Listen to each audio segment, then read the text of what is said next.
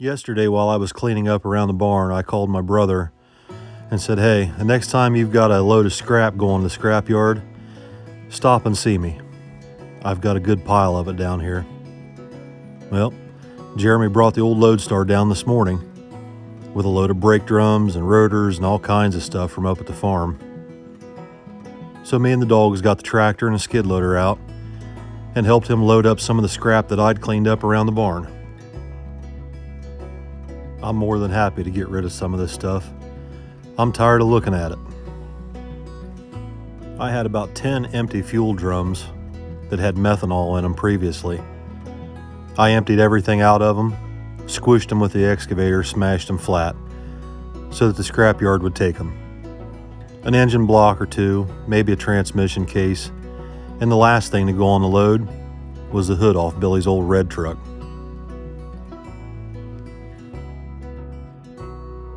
Once we had everything loaded up that I needed to get rid of, me and Jeremy and the two dogs jumped in the old Lodestar and we head down to Hebron to the local scrapyard. Jeremy wasn't too excited about sharing the passenger seat with two turd barrels. They make life interesting sometimes. Anyway, we pull in down there at the scrapyard, and as you can see, they're packed full of scrap down there. Everybody's been hauling.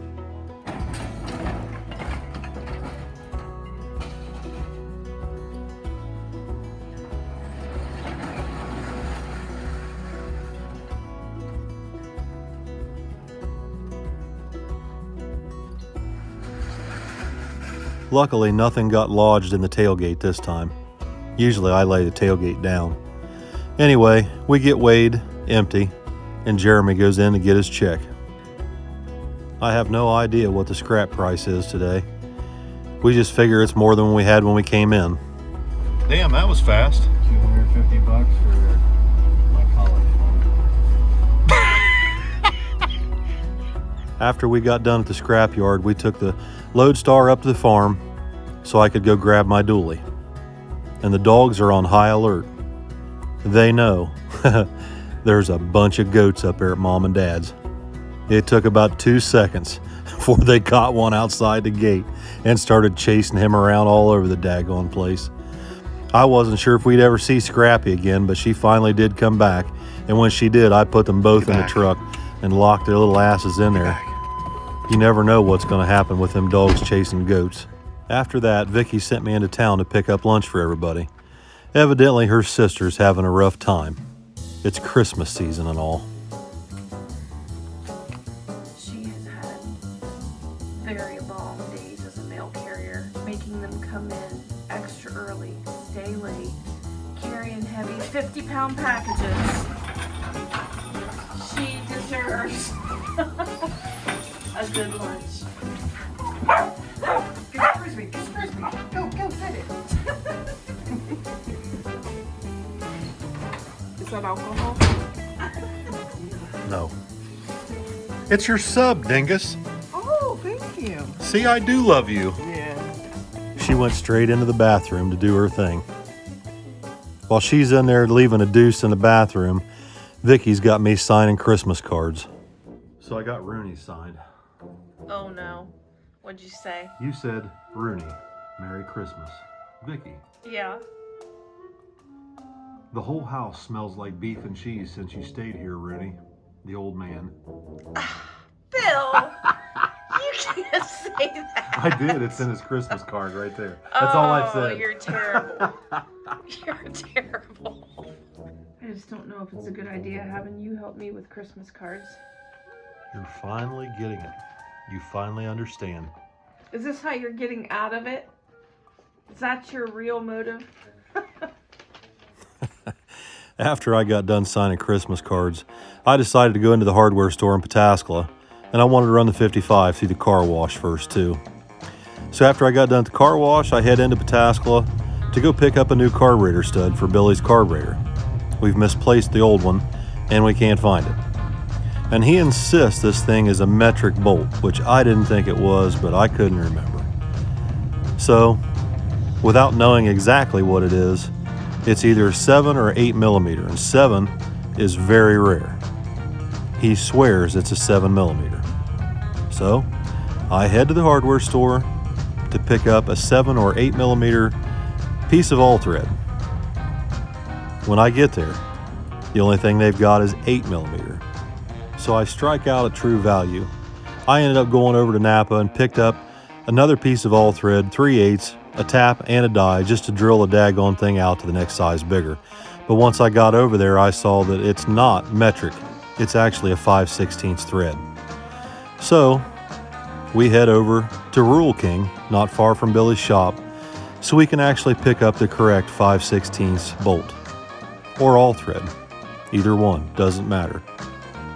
We finally find what we need, and we head back to the shop. Billy puts the carburetor back on the truck, and Kenny and I helped him change the oil in it. We wanted to make sure that the engine had fresh oil in it after the carburetor had flooded the day before.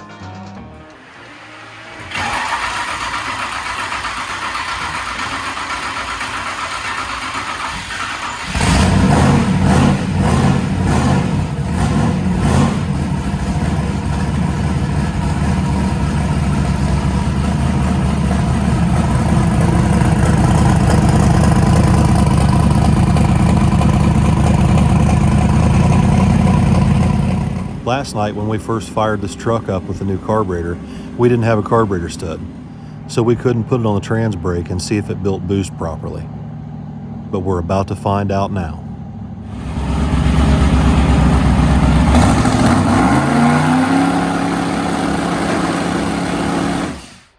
The carburetor had a slight lean transition, so I made an adjustment and we tried it again.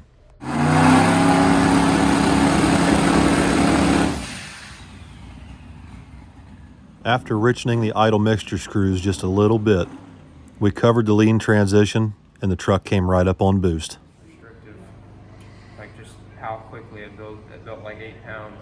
Oh, it did? At like 4,100. Yeah. It built 8 pounds. Normally it would only build like 5, 6. I'm pretty happy with it so far. Yeah, I think it's gonna be good.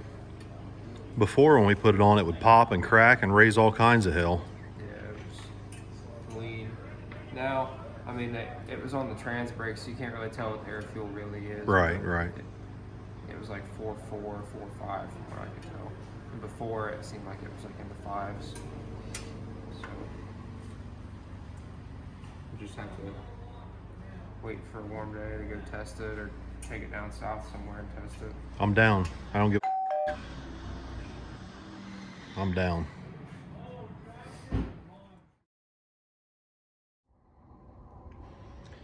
All right, everybody, welcome back. Welcome back. Welcome back.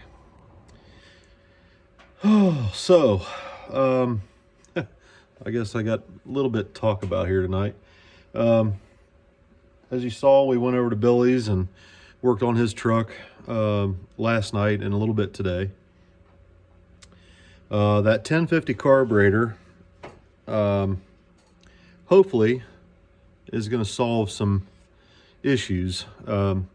The issues that we've been having for a long time, and it doesn't seem to matter what heads and what camshaft and what compression, we've changed all kinds of stuff and we've got better and better. We've snuck up on it, but for whatever reason, there's something holding that truck back.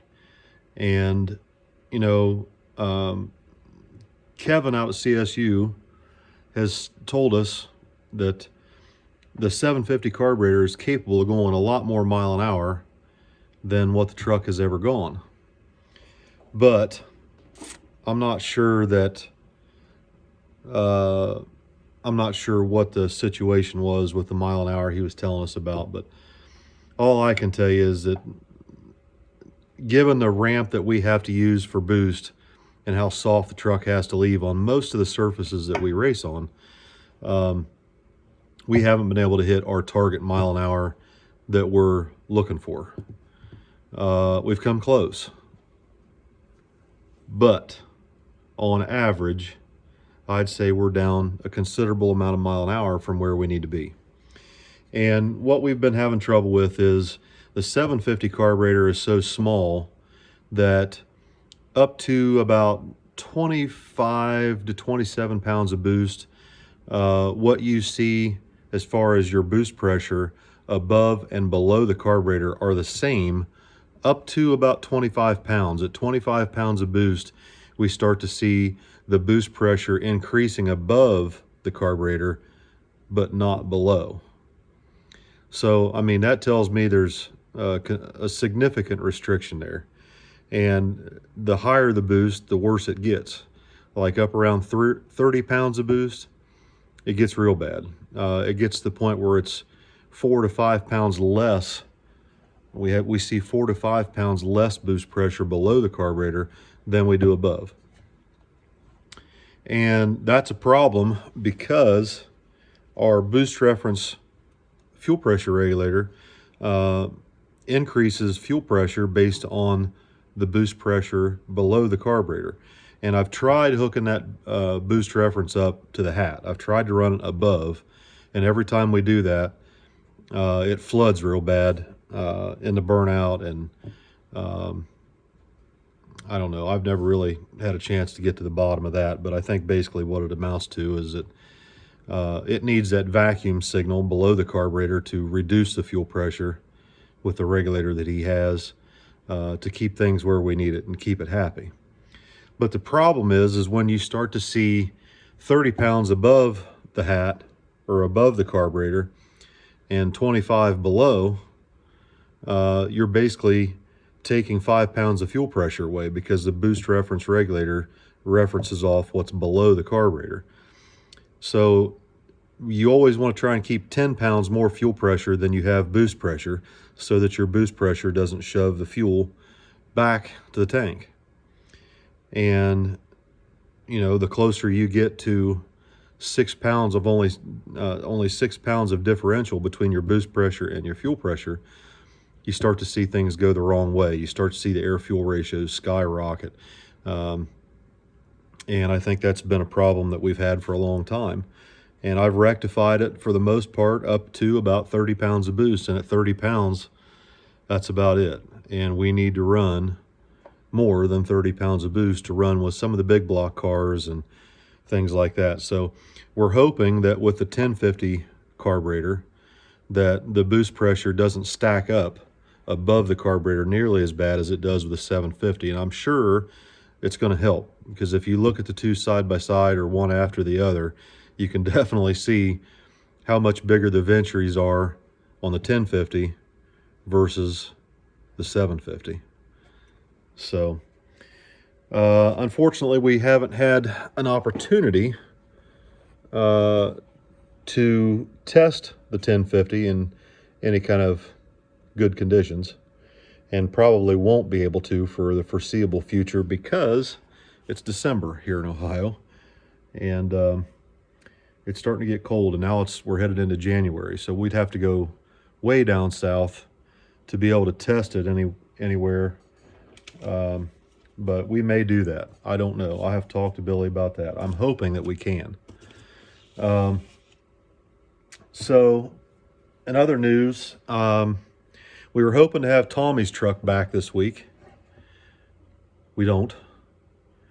Not happy about that whatsoever. Sore subject, because evidently it's trapped in somebody's garage and there's a car parked outside. We can't get the damn truck out, and now we're getting into salt weather. I mean, we're going to have snow and salt on the ground, and the last damn thing I want to do is haul that car home in the salt, that truck home in the salt.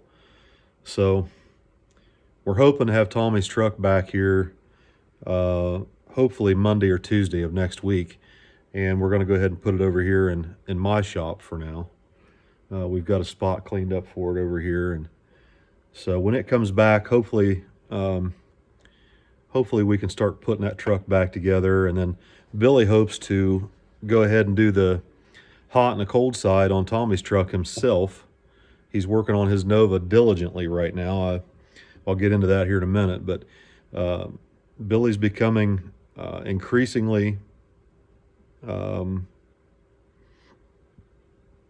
interested in welding and fabrication, and that's a wonderful thing, because Now, if we have something we need to try or we need to change, you know, we can do it ourselves. We don't have to get in line and wait and pray and hope and beg somebody to do what they were supposed to do. So those are all good things.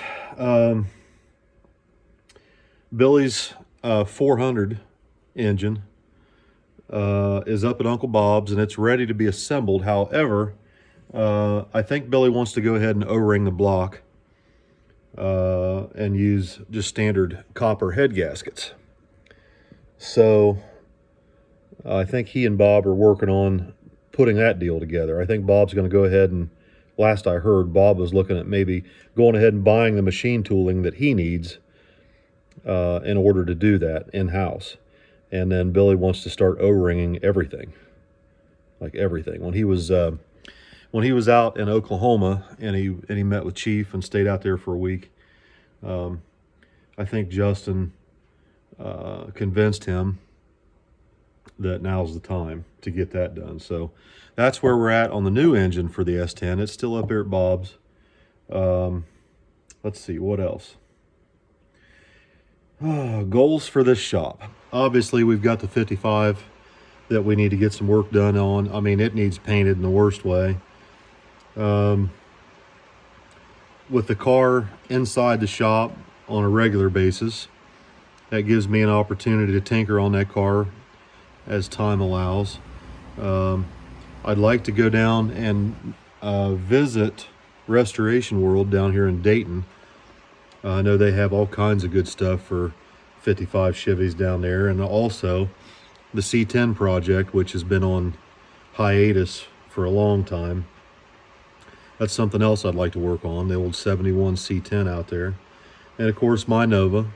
So those three projects is a lot. And then I'd also like to get my dually restored. I want to get new fenders and doors, cab corners put in my dually and get it cleaned up and get it straightened up so that we can begin to use it maybe to pull smaller enclosed trailer if we need to.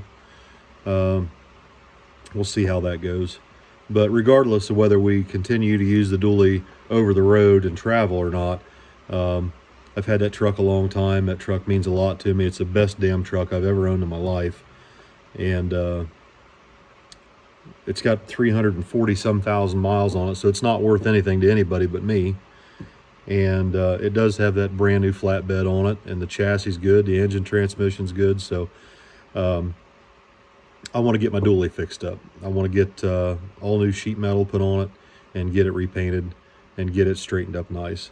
So that's coming up. And then there's one more thing I want to mention tonight, and I've had a lot of people ask,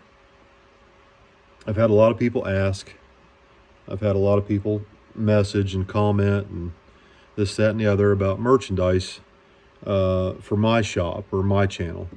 And I have not actively tried to put out any kind of merchandise for my channel specifically for, well, there's actually quite a few reasons, but some of the things, you know, maybe not everybody would think of. But one, Allison just came on board not too long ago. I mean, just like a couple of months ago, she was turned loose with the inventory and online sales and ordering merchandise. And so I wanted to see how well she did with that first and see if she could handle it, and she did, absolutely. You know, and the other thing is, I wanted to make sure Tommy and Allison were going to get along okay, working together.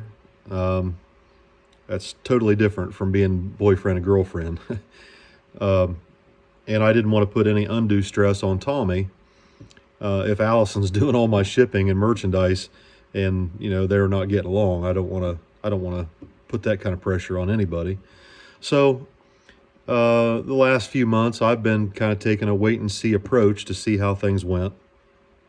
And they've gone very well. I'm very happy with Allison. with everything she's done for us, and she's just, we're so blessed to have her. Very thankful. But unfortunately, by the time I felt comfortable maybe pulling the trigger on some merchandise, we're getting close to Christmas. And there was no possible way that I could have put anything out before Christmas and actually delivered it as Christmas presents. And I know that's what was coming. And I didn't want to put myself in that position. I definitely didn't want to put Allison in that position. And I definitely didn't want to put anybody in that position who was manufacturing anything and processing. So my goal was to wait until after the first of the year to do anything with merchandise. And, you know, with the kids moving out and everything that's happened here in the last month or so, it's just been a disaster, total nightmare. And it just wasn't the right time to do any of that.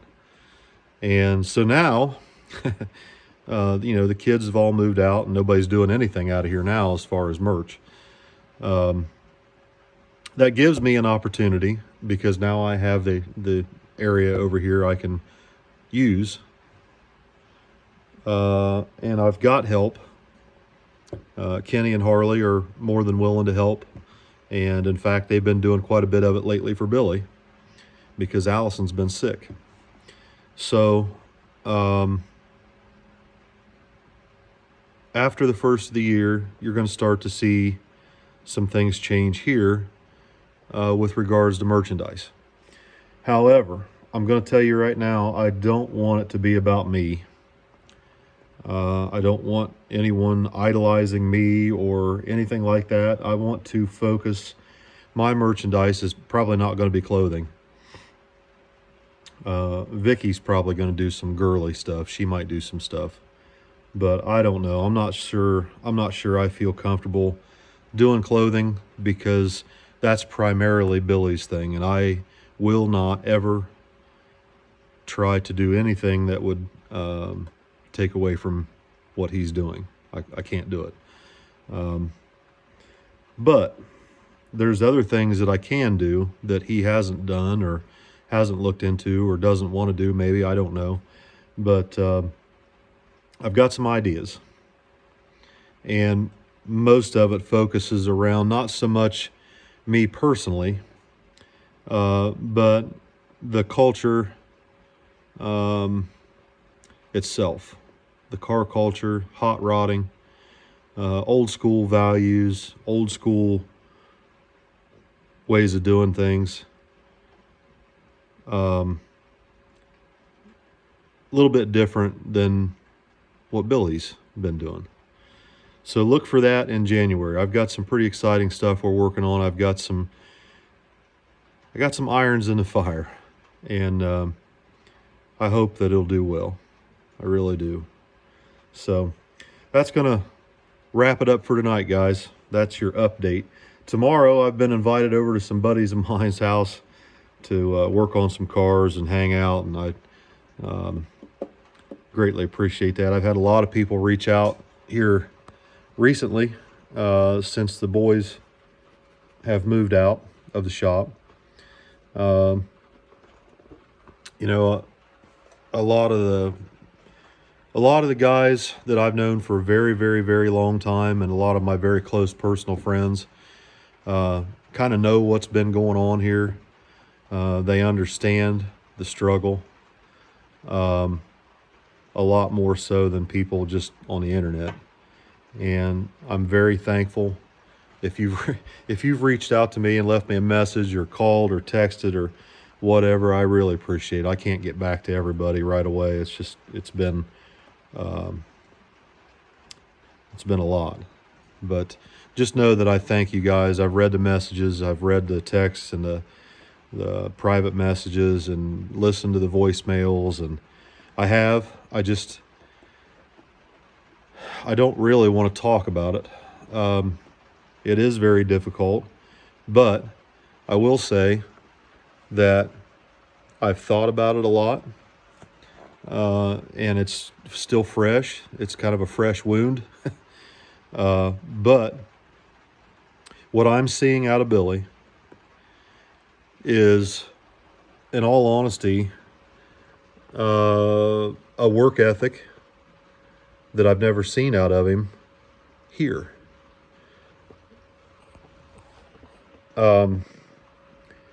He's working harder, more diligently, more, I don't even know how to say it. I don't even know how to put it into words, but I see something in him I've never seen before.